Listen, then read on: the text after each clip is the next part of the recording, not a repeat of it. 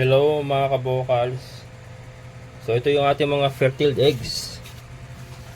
Magsasalang na tayo mga kabokals. Sasalin ko muna rito at tatanggalin natin yung kanilang lamig. Ano? Ilan na kaya ito? Hindi ko kasi nabibilang ito eh. Basta pagka may napulo tayo itlog doon, lalagay ko na rin muna rito sa ref. Yung iba hindi ko na binalot. Nandito naman sa pinakababa eh, saka yan, hindi naman siya nababasa. Nasa ano naman siya, chiller naman, parang pinaka chiller ng ref. Tapos yan, nilagay natin sa ref, nagputol tayo ng mga, nilagay natin sa tray, nagputol tayo ng mga ilang tray.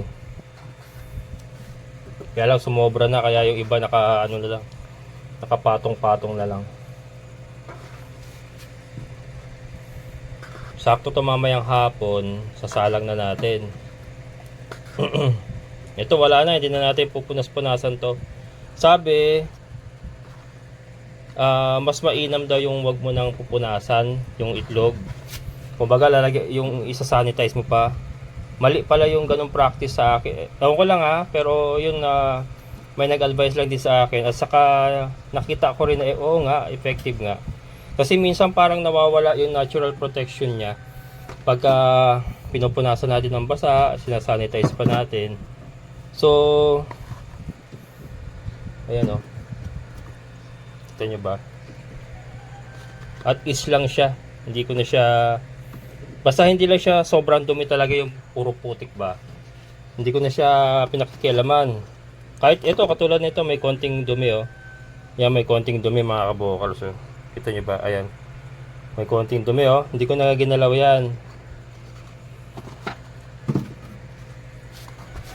Basta wag lang yung grabing dumi. Kasi may natural protection pala yan mga itlog mga kabokals. May natural protection sila. So, pag nawala yun, mas lalo pong nagkakaroon ng problema yung itlog. Ito halo-halo po ito. Itong mga ito, itlog ito ng Rhode Island. Ang rooster natin yung White Leghorn. Ito mga balik-ina. Ito yung mga balik-ina natin na yan, yun yung mga balik-ina natin na Deca Brown. Yan, ito Rhode Island to, Rhode Island. Rhode Island White Leghorn. Nagde-develop din kasi ako ng Rhode Island White Leghorn para sa ating layer business. Kasi maganda rin yung kanilang egg production, talagang parang White Leghorn. Halos parang araw-araw sila, walang patid. Araw-araw nangingitlog.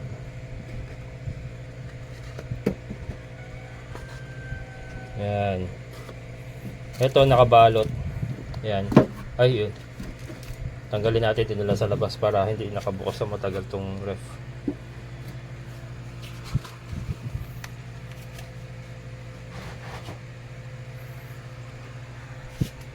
Daming laman, di ba? Dami naman. Puro tubig.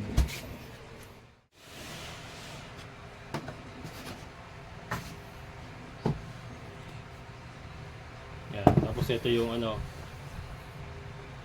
ito yung mga binalot natin. Kasi nung primero, yan. Nung primero kasi, binabalot ko pa. Pero naisip ko, irekta ko na lang, total nasa chiller naman. Hindi naman sila nababasa. Nirekta ko na lang yung iba. Ito yung mga nauna. Ito yung mga pinakauna, yung mga nakabalot na ito.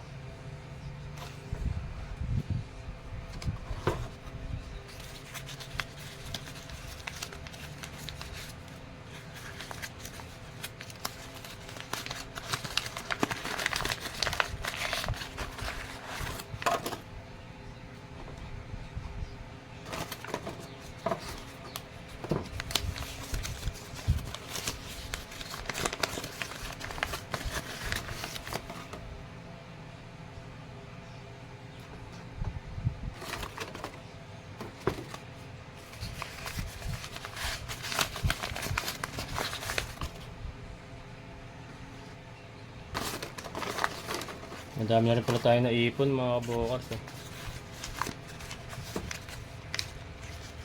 Bill ng kuryente ko. Nabisto yung aking konsumo. 2270. Anong buwan ba yan? Anong buwan to?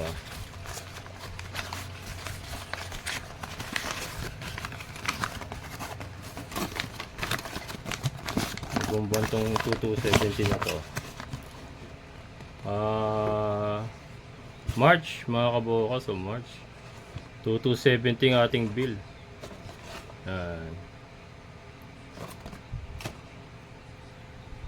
Matindi.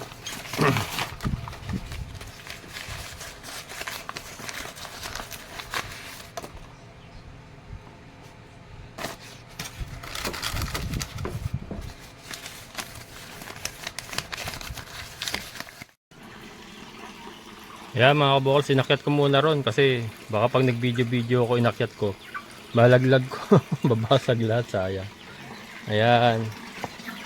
Ayan, as usual yung ating mga hito. Okay, so alright mga kabukal. Ayan o, taas baba pa rin sila. At wala tayong nakita pa rin na lumulutang na parang crocodile. Ayan, syempre, kulay tsokolate ang ating tubig. Ayan o. Ayan sila o mga kabukal. So, kita nyo ba? Taas baba.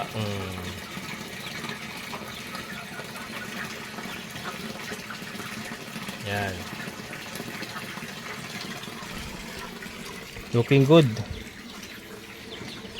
Yan sila. Ayan. Lalim.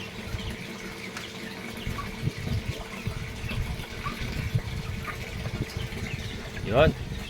So ito i-acclimatize po na natin mga kabukals. I-acclimatize. Yan. Kasi galing sa ref, 'di ba?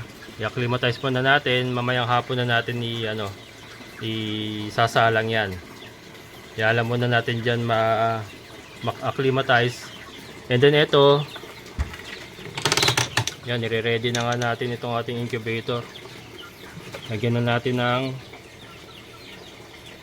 tubig para mamaya diretsuhan na lang.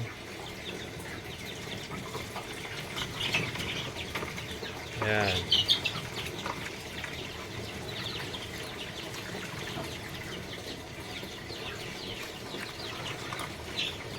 So, mas madali mga kabukal, saka diba ang centralized na lahat, nandito na lahat sa ating aquaponics fish pan, yung mga manok natin, incubator, brooder, saka yung mga layers natin dyan sa mga battery cage na yan.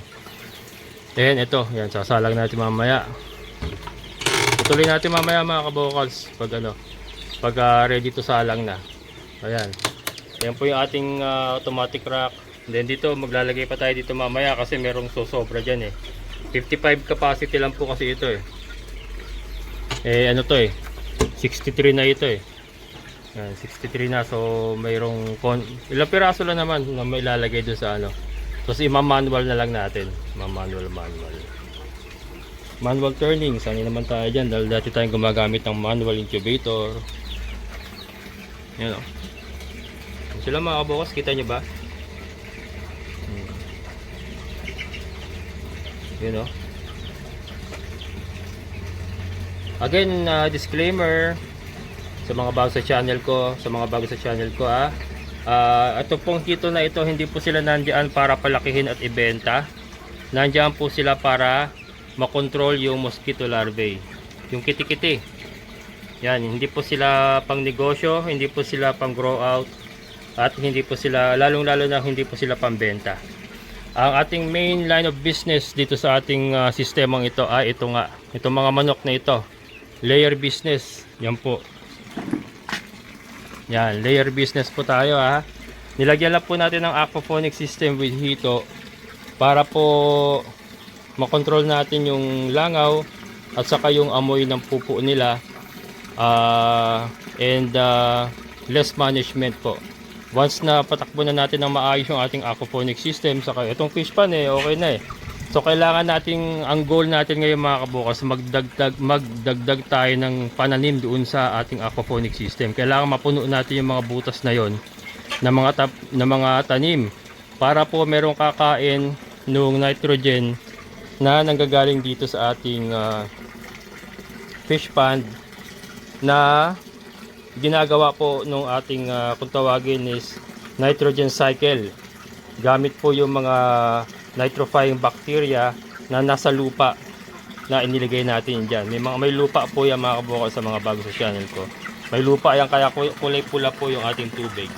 May lupa po sa ilalim yan. So nagsisilbi po yung bahay ng mga nitrifying bacteria na nagpo-produce ng nitrogen na siya naman kinakain ng mga halaman para pagbalik po ng tubig dito sa ating fish pond, less ammonia na. So tuloy-tuloy lang po, paikot-ikot lang po. Yan. Kaya naman po ito, nagpunla ako ng mga panibagong halaman. Yan. Pakwan mga kabukals, pakwan. Ayan ka na naman kalbo, mag-react na naman dyan ha. Ayan ka na naman kalbo, bakit pakwan? Bumili kami ng pakwan isang araw. Alam mo yung habang pakwan mga kabukals, yung pahaba hindi yung bilog ha. Yung pahaba siya na pakwan, tapos kulay dilaw yung laman. Imbis na pula, kulay dilaw. Napakatamis mga kabukals, ang tamis. Napakatamis. Kaya sabi ko, aba, okay ito ah. Kinuha ko yung mga buto mga kabukals. Ito, ipinula ko. Madadagdagan pa yan. Meron pa ron. Madadagdagan pa yan. Yan, pakwan. Try natin mga kabukals yung pakwan sa aquaponics. Yan, tingnan natin kung tutubo ba. Yung patola tumubo eh. Tignan natin yung pakwan eh. Balag naman na tayo eh. Naibabalag naman yung ganang klaseng pakwan. Dahil ano yan eh. Hindi naman yan yung malalaking bilog eh. Mga pahaba yan eh. Yan. So mamaya mga kabukals, balikan natin ito. At magsasalang tayo ng itlog ng ating mga fertile decal brown balik-ina at saka yung mga white leghorn Rhode Island. Ayan, magandang hapon mga kabukals. Magsasalang na tayo. Tingnan muna natin kung meron pa tayong mapipiga dito sa mga decal brown natin. Para may nasili po kanina. Malaki na ng talong natin oh. Isang araw lang talong kami, dami. Ngayon meron na naman. Yan, as usual si Mocha nag-iingay kasi yung mama niya sa labas ah. Pinalabas ko ulit.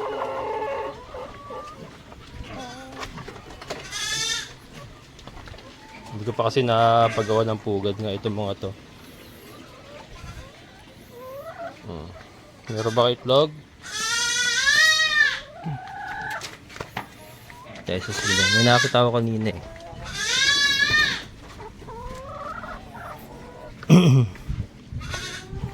Yun. Ito mga kabukals, pahabol. Ito minsan meron nakabaon dito eh. Wala. Yan, isa lang. Dadagdag na natin ito. Parang ano na mga kabukals, magtatagulan na talaga. Makulimlim eh, buong araw. Yan yata yung ano, may bagyo yata.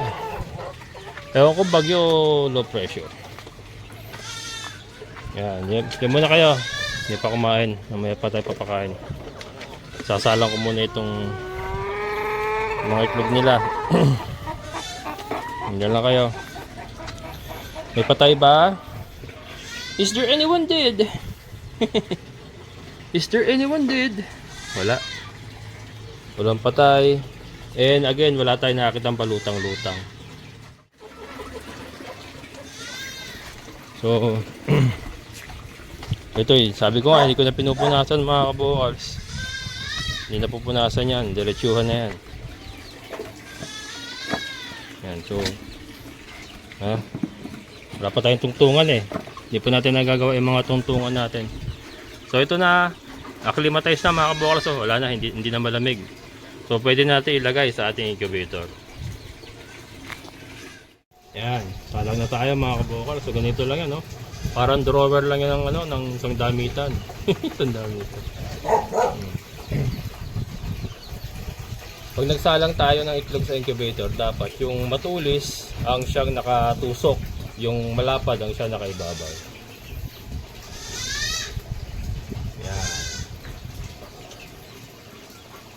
Ayan mga kabukal. Ganyan ba?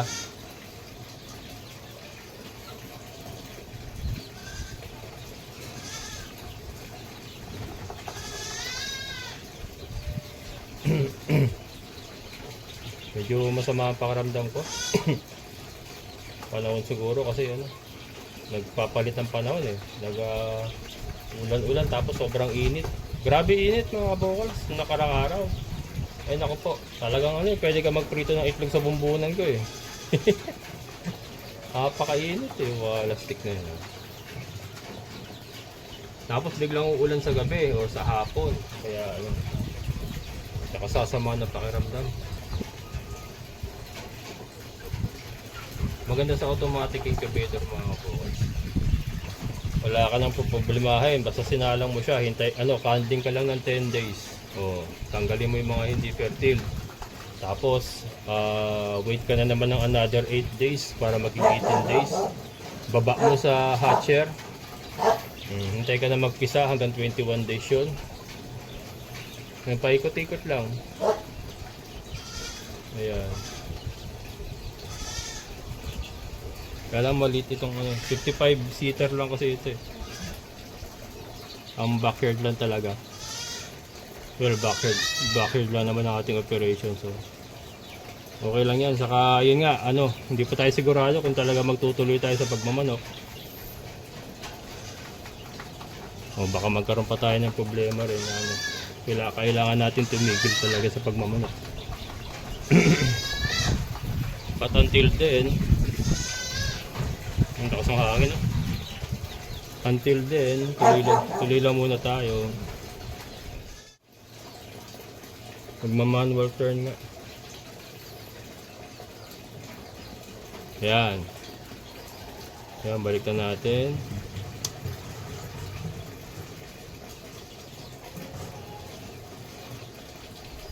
Yan.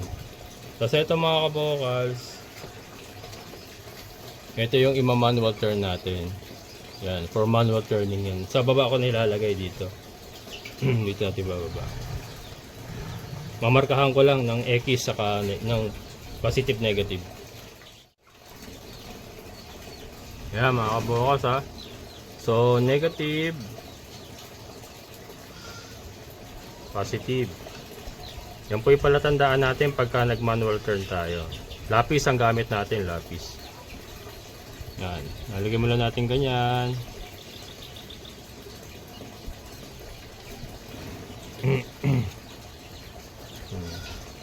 Negative, positive. Yan.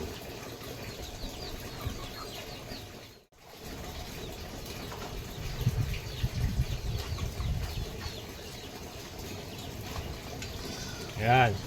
Ayan sila mga kabukals ha.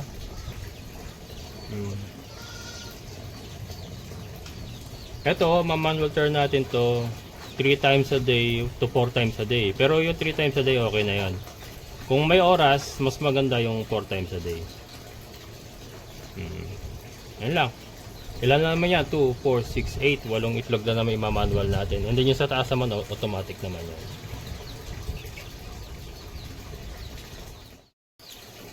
Ayan, so let's open the close. Let's on. Ayan. So pagka nakita nyo mga kabukals, pag on niya, gaganon niya sila. Ayan.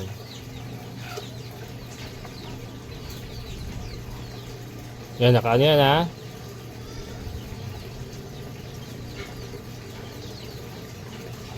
Tapos i-on natin yung yan. So yan, naka-permis na siyang ganyan, 'di ba? So ano yan, hindi ko alam kung every ilang oras or every ilang minuto sila gumaganon. Pero yan, so naka-steady sila na nakaganon. Nakaganon yung itlog, naka-steady yan. Maya-maya magta-turn yan.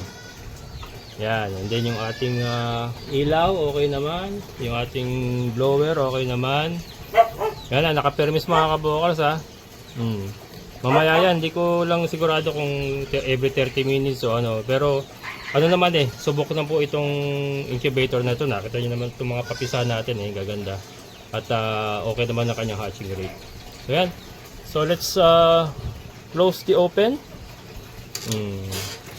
Lagyan ko tali para madali isasabit dito sa taas. Ayan na.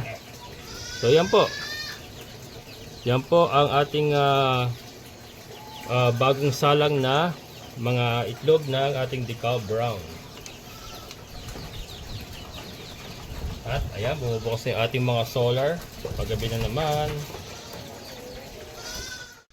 Silipin muna natin yung ating aquaponics.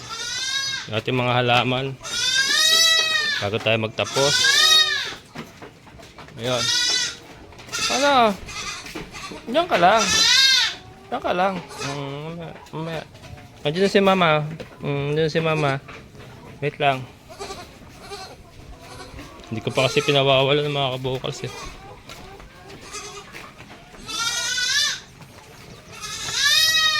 Ayan ang ating mga kambing.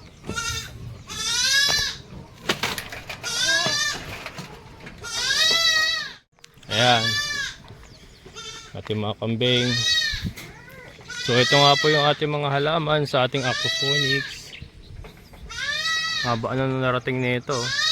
Ating patola. Yan.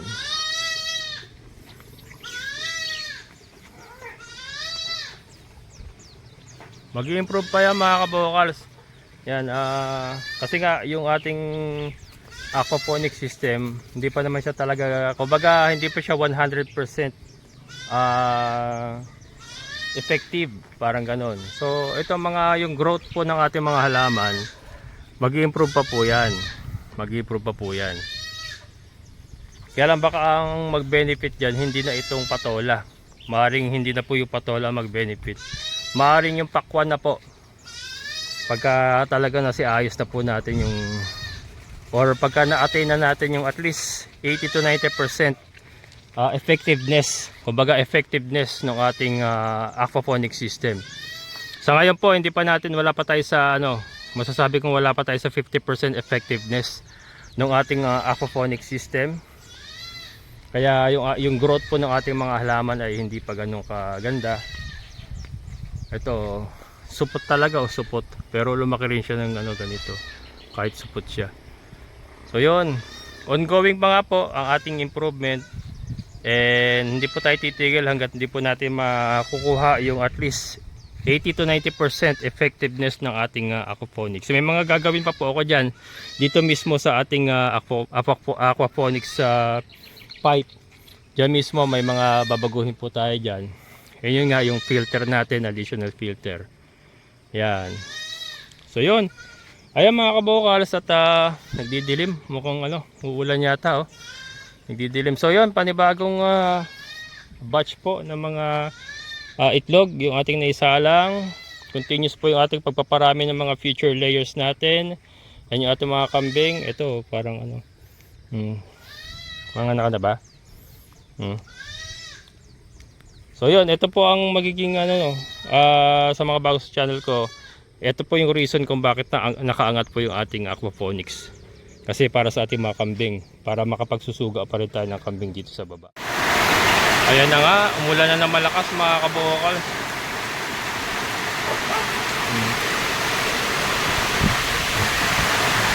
Umulan na ng malakas.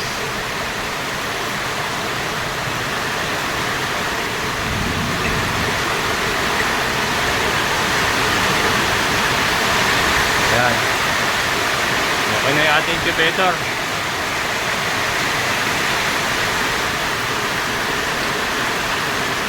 At we are taking in water.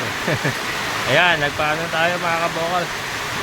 Nagpapasok na ng tubig uli. Ayan, galing sa tubig ulan yan. Tubig ulan. Madalagdagan na yung ating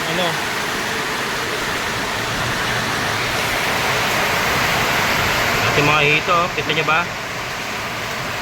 Yan, yung ating mga hito.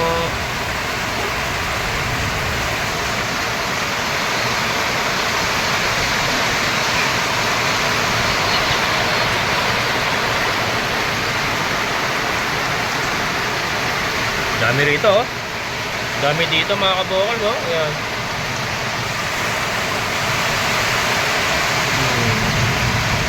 Hindi na makita kasi kulay-kulay yung tubig natin. Pero ayan, dami nila. Ayan, oh, lalaki na, oh.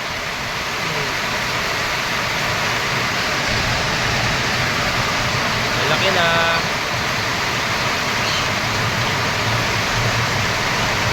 Sigla na talaga mga kabokal, so ating mga hito. Sigla na. And ito, madaragdagan na naman yung tubig nila kasi nagsasahod tayo. Ayan. Lakas ng ano, oh. Lakas ng pasok ng tubig, lakas ng ulan eh. Ano pala, tawag dito, ugali daw talaga ng isda yun, yung sumasalubong sa agos. Ayun o. Nasalubong nila yung agos, oh. Ugali daw pala talaga yun ng hito mga kabukal. Yan. Laki na talaga nila. Ayun, dami oh. Diba? O diba, buhay na buhay ang ating mga hito. O ito, dami oh, napakarami oh. O yan mga kabukas, diba? Ha, ang galing. Kaya lang, ang lakas ng hangin. Malakas ang ulan, malakas din ang hangin. Ayun si partner oh, ayun. Partner sa loob ng kubo.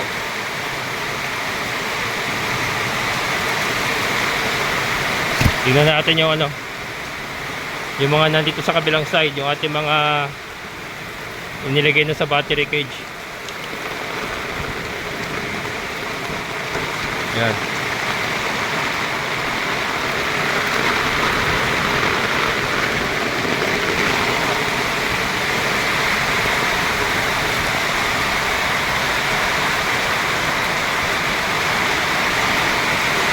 Yan sila. Okay naman, hindi naman sila nababasa mga kabukal. Kasi hanggang dito lang yung tama ng tubig eh, sa lupa. Oh, safety naman sila oh. Hindi naman sila nababasa, okay naman. Lalo na yung nasa taas. Pero ito, lalagyan ko pa ito ng sapin mga kabukal sa ulan oh. Lalagyan pa ito ng sapin ng takip. Lalagyan pa yun ng takip mga kabukal. Hindi ito sa side na ito para pananggal lang sa malakas na ulan. Ayan mga kabokals, maraming salamat sa inyong muling pagsama. Hanggang dito na lang. Amazing na buhay.